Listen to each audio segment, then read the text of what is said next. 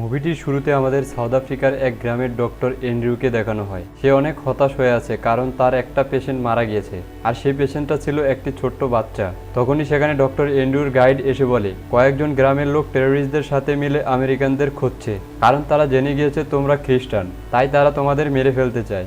এই কথা শুনে ডক্টর এন্ড্রিউ সেখান থেকে বেরিয়ে পড়ে আর তার স্ত্রী সুয়ের কাছে যায়। তখন সু বাচ্চাদের পড়াচ্ছিল। সু ছিল অনেক দয়ালু, সে যেতে চায় না। এন্ড্রিউ তাকে বলে, এই লোকেরা আমাদেরকে মেরে ফেলবে। তখন সু বলতে থাকে, আমরা কি তাদেরকে বোঝাতে পারি না?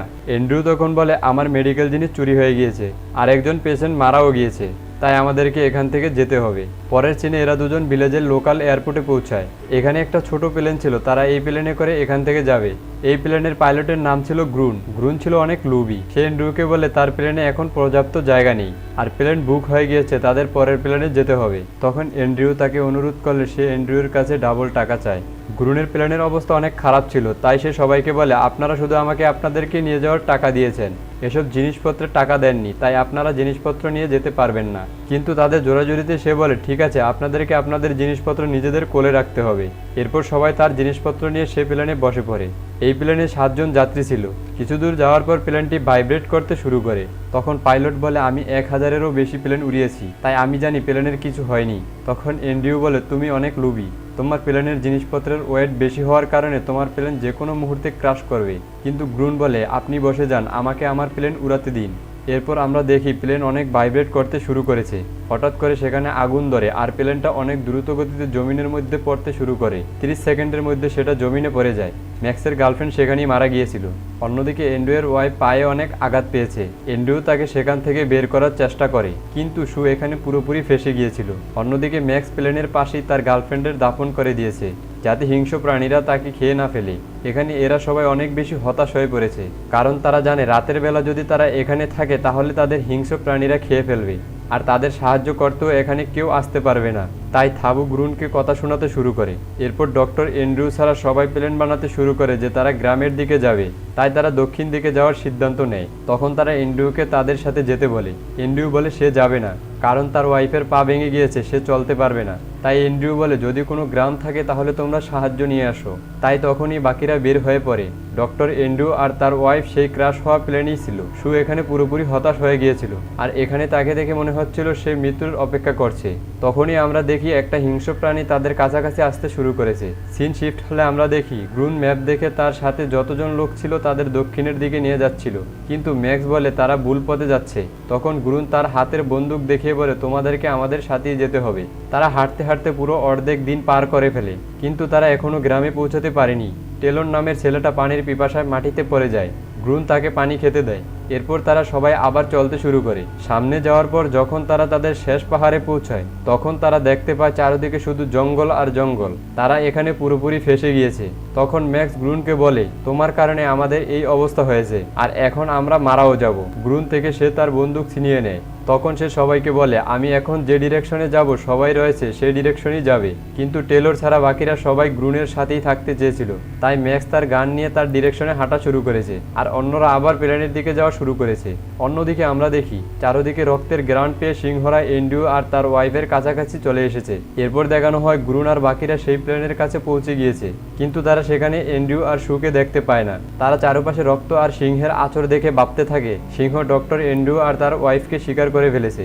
তখনই সেখানে ডক্টর এন্ড্রিউ গ্রুনকে দেখে তার গলার মধ্যে আঘাত করতে শুরু করে, আর তাকে বলে, আমার ওয়াইফ হাঁটতে পারছিল না, তাই তাকে সিংহ নিয়ে চলে গিয়েছে। তুমি যদি পিস্তলটা দিয়ে যেতে তাহলে আমি তাকে বাঁচাতে পারতাম। তখন থাবু তাদের ফাইট থামায়। সবাই কিছুক্ষণের জন্য চুপ ছিল। তখন গ্রুন তাদের বলে, অনেক রাত হয়ে গিয়েছে আর এখন তাদেরকে এই জায়গাতেই থাকতে হবে। তাদেরকে কিছু করতে হবে, না হলে তারা যে কোনো প্রাণীর শিকার হতে পারে। এরা কাছে থেকে হিংস্র প্রাণীর আওয়াজ শুনতে পাচ্ছিল। তখন গ্রুন সবাইকে বলে, এখন আমাদের কাছে একটাই উপায় আছে, আর সেটা হলো প্লেনের ককপিটে রাত কাটানো, কিন্তু সেখানে 3 জন থাকতে পারবে। তখন তারা টস করে যে কোন 3 জন সেখানে থাকবে, কিন্তু টেলর টসে হেরে যায় আর তার বাইরে থাকার সিদ্ধান্ত হয়। এরপর টেলরের সেফটির সব সব ব্যবস্থা করা হয় আর তাকে বলে দেওয়া হয় সে যাতে রাতে না ঘুমায় আর আগুন যাতে নিভে না যায় সেদিকে খেয়াল রাখতে। টেলর সেটাই করে, সে পুরো রাত না ঘুমিয়েছিল। তারা মধ্যরাতে কিছু আওয়াজ শুনতে পায় যেটা ম্যাক্স করেছিল, কারণ সে রাস্তা হারিয়ে ফেলেছিল। সে সেখানে হিংস্র প্রাণীর গর্জন শুনতে পায় আর সে সেখানে গুলি চালাতে শুরু করে, আর তখনই সিংহগুলো এসে তাকে কাঁচাই খেয়ে ফেলে। অন্যদিকে কিছু সময় যাওয়ার পর গ্রুনের টয়লেটে ধরে। সে তখন গেট খুলে বাইরে যায়, কিন্তু সে বুঝতে পারে না তার পেছনে পেছনে একটা কোবরা সাপ তাদের ককপিটে ঢুকে পড়েছিল। তিনি ভেতরে যাওয়ার আগে টেলরকে জেগে থাকতে বলে। এরপর সে আবার ককপিটে ঢুকে পড়ে, কিন্তু কিছুক্ষণ পর টেলর ঘুমিয়ে পড়ে আর এখানে আগুনটাও নিভে যায়। এরপর কিছু সিংহ টেলরের উপর আক্রমণ করে। ভেতর থেকে সবাই তার চিৎকার শুনছিল। এন্ড্রু তাকে সাহায্য করতে চায়, কিন্তু সবাই তাকে না করে। এরই মধ্যে একটা সিংহ তাদের দরজা ভেঙে ফেলতে শুরু করে। তখন তারা দেখতে পায় কিছু বড় বড় সিংহ টেলরকে খেয়ে ফেলছে। তারা কোনো মতে দরজাটা আটকে রাখে, কিন্তু তখনই সেই কোবরা সাপটা থাবুর পায়ে আঘাত করে।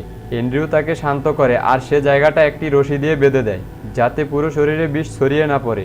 আর তার কাছে থাকা ছুরি দিয়ে সেই জায়গার বিষ বের করে ফেলে। গ্রুন সাপটাকে মেরে ফেলে। এরপর পরের দিন সকালের সিন দেখানো হয়। গ্রুন সবাইকে এখান থেকে চলে যাওয়ার কথা বলে। সে তাদেরকে বলে তারা এখন গ্রামের দিকে যেতে থাকবে, কিন্তু এন্ড্রিউ যেতে চায় না। সে অনেক দুর্ঘটনা দেখে ফেলেছে, কিন্তু কিছু করতে পারেনি, তাই সে গিভ আপ করে ফেলে। সে তাদের বলে আমিও আমার ওয়াইফের কাছে যেতে চাই, তাই আমিও এখানেই থাকবো।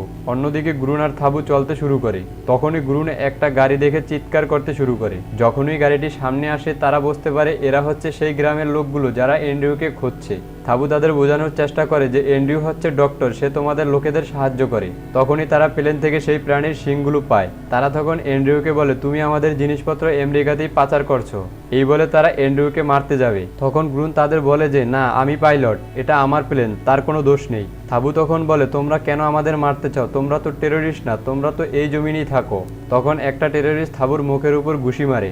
এরপর তারা এন্ড্রিউ আর গ্রুনকে সকাল থেকে বিকাল পর্যন্ত টর্চার করতে থাকে আর তাদের পানির লোভ দেখায়, কিন্তু তাদের পানি না দিয়ে তাদের সামনে পানি ফেলে দেয়। কিছুক্ষণ পর আদিবাসীরা ঘুমিয়ে পড়ে। তখন গ্রুন আস্তে আস্তে তাদের কাছে যেতে শুরু করে আর বন্দুকটি নিতে যাবে। তখনই আদিবাসীরা তাকে গুলি করে, কিন্তু তার গুলির মধ্যে বুলেটই ছিল না। তখন অন্যজন গ্রুনের উপর ফায়ার করতে যাবে। এন্ড্রিউ তার সাথে লড়াই করতে শুরু করে আর তার কাছ থেকে বন্দুক ছিনিয়ে নেয়। তখন বন্দুকের গুলি বেরিয়ে যায়, দুইটা আদিবাসী মারা যায়। সে একজন ডাক্তার, তাই আদিবাসীদের মেরে সে এখানে কান্না করতে শুরু করে।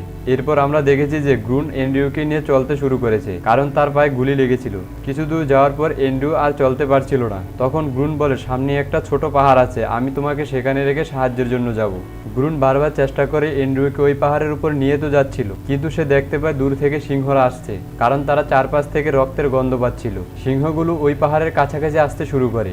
রক্তের গন্ধ পেয়ে সিংহরা তাদের দিকে আসে আর উপরে ওঠার চেষ্টা করে। তখন গ্রুন এন্ড্রিউকে বলে আমার জন্যই তোমার ওয়াইফকে হারিয়েছো আর আমার জন্যই বাচ্চাটা মারা গিয়েছে। আমার কোনো বাঁচার অধিকার নাই, তাই তুমি বেঁচে থেকে তোমার ওয়াইফের স্বপ্ন পূরণ করো। এই বলে এন্ড্রিউয়ের ব্লাড সে তার মুখে মেখে নেয় আর সেই পাহাড় থেকে নিচে নামতে শুরু করে। তখন সিংহরা তাকে ধরে ফেলে। এন্ড্রিউ গ্রুনের কথা মতো গ্রামের দিকে যেতে শুরু করে, কিন্তু তখনই কিছু হায়না তার উপর আক্রমণ করতে আসে। সে হায়নাদের কাছে মরতে চায় না, তাই সে একটা লাঠি হাতে নেয় আর তাদেরকে তাড়ানোর চেষ্টা করে। এরই মধ্যে আকাশে মেঘের গর্জন শোনা যায় আর হায়নাগুলো সেখান থেকে চলে যায়। এন্ড্রিউ এখানে চলতে না পেরে জমিনে শুয়ে পড়ে। সে দেখতে থাকে যে তার ওয়াইফ তাকে এসে বলছে যে আর একটু চলতে হবে। সে সেখানে অজ্ঞান হয়ে পড়ে। জ্ঞান ফেরার পর সে তার গাইডকে দেখতে পায় আর এখানেই অসাধারণ মুভিটি শেষ হয়।